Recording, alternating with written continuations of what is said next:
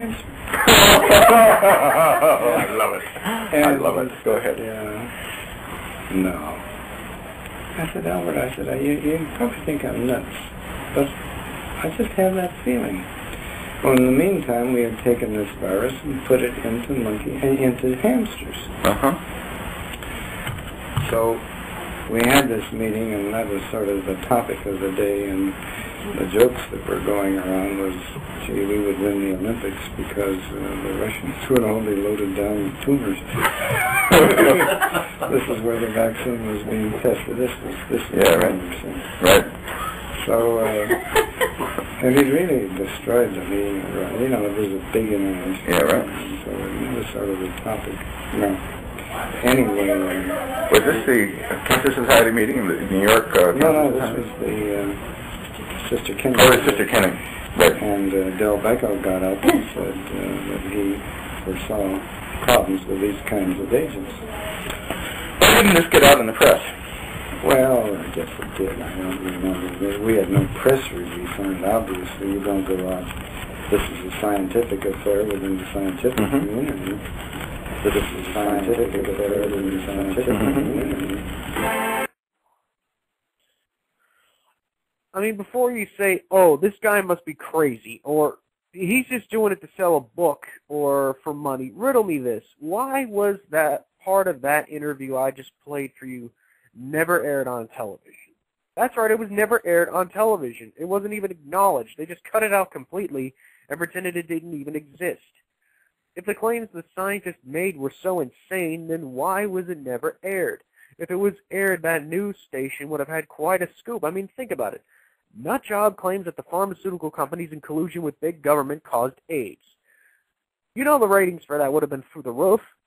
The only reason why this clip ever saw the light of day is because Dr. Leonard G. Horowitz was able to get a hold of it through the Freedom of Information Act so he could use it in his documentary expose on vaccines, In Lies We Trust, which is a must-see for anyone who wants to know the truth about the vaccines. And by the way, the laughter in the clip, it wasn't added.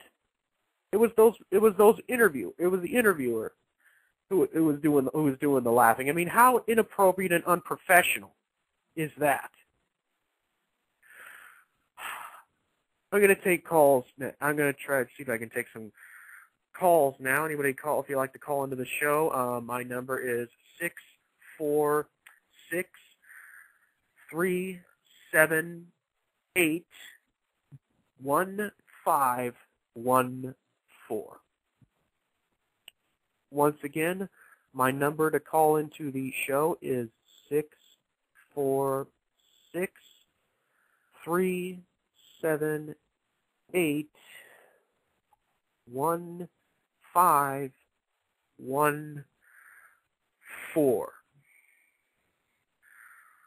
Let's see, do I have anyone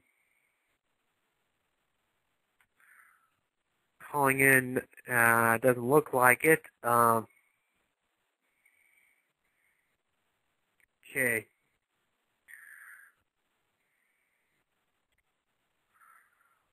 Moving on now. Senators John McCain and Joe Lieberman, or Loserman, the dynamic duo of fascism, have just introduced a bill in the Senate called the Enemy Belligerent Detention and Prosecution Act, Bill number S3081, which if passed will allow the U.S. government to indefinitely detain any U.S. citizen deemed an, quote, enemy belligerent or, quote, high intelligence value.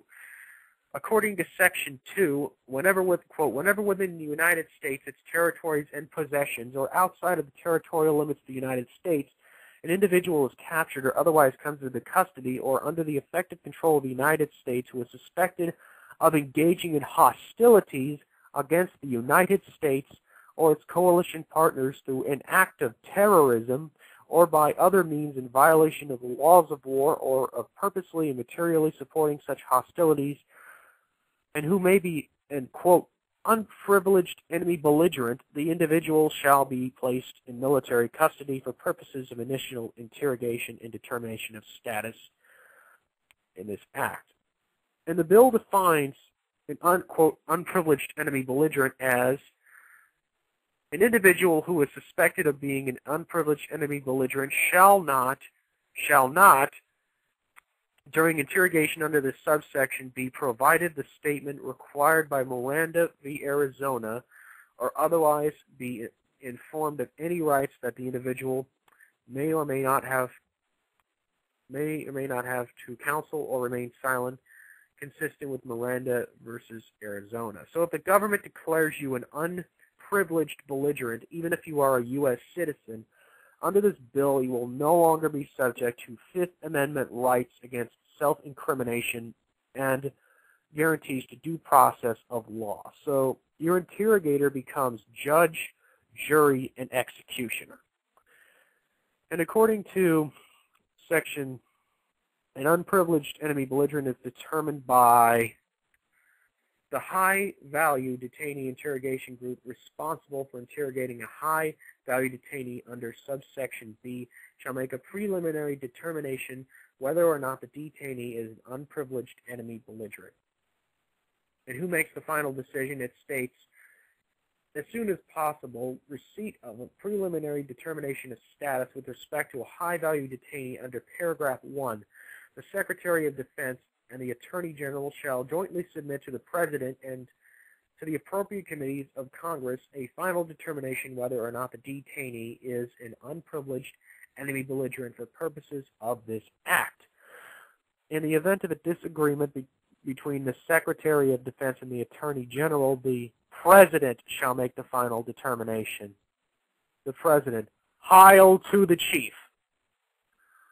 This passage relegates Congress to a mere formality, does not mention anything about warrants or probable cause, and allows the President to make the last call as to whether or not you as a citizen will be on your Fourth and Fifth Amendment rights. And Section 4 of this bill would eliminate Article 3 courts for anyone determined to be, quote, any alien determined to be an unprivileged enemy belligerent. And Section 6 of this bill defines terrorism as it does in Section 101 of the Homeland Security Act, which means, quote, any activity that involves an act that is dangerous to human life or potentially destructive of critical infrastructure or key resources. So if Bart Simpson were to spray paint Skinner Sucks or El Barto on a government building, the government could determine it as an act of terrorism if they feel like it. It also continues to define it as, and, is a violation of criminal laws of the United States or any state or subdivision of the United States and appears to be intended to intimidate or coerce the civilian population, to influence the policy of a government by intimidation or coercion, or to affect the conduct of a government by mass destruction, assassination, or kidnapping. Notice how it said appears to be intended. What does that mean, ladies and gentlemen? Whatever the government wants it to mean. I mean, they could define any nonviolent, law-abiding political activity they disagree with, and they already have, as an act of terrorism, because it appears to be intended to intimidate, influence the policy of a government by intimidation or coercion. So if you believe that we should have an honest monetary policy, that the bankers shouldn't be allowed to loot the people, that we shouldn't have unconstitutional and declared wars like Iraq and Afghanistan, or that the government is not above the law, is required to obey the Constitution, or if you even question anything whatsoever, then you could be called a terrorist by your own government.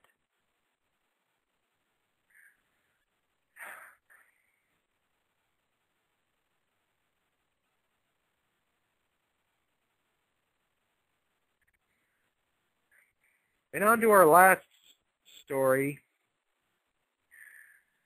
3 key provisions in the Patriot Act, which were set to expire, were just reauthorized. These provisions allow the government the power to track a foreigner without any known affiliation by amending the FISA Act's definition of a foreign power to include any foreigner suspected of terrorism, regardless of whether or not there is a warrant or probable cause. Allows the government to seize phone, travel, bank, and other personal records held by third parties without a warrant and without the knowledge or consent of the individual. It allows the government to monitor, once again, without warrant or probable cause, the phone lines and internet accounts of any individual suspected of terrorism, even if it is used by non-suspects as well. Now, oh boy, this doesn't affect me some of you will probably say,